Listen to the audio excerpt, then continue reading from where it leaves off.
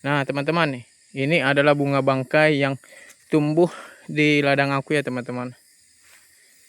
Ini cukup besar ya teman-teman. Nah bunga bangkai ini teman-teman ada karena mulai-mulai seperti ini teman-teman.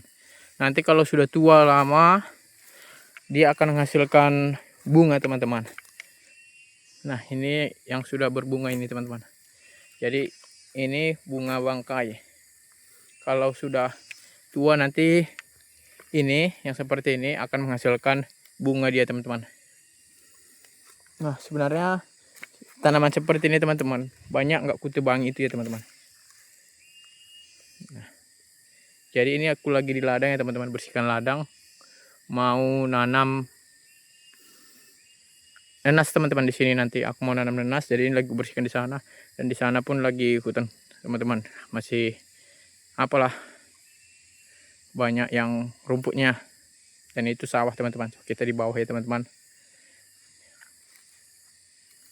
Oke teman-teman, jangan lupa subscribe YouTube aku ya teman-teman.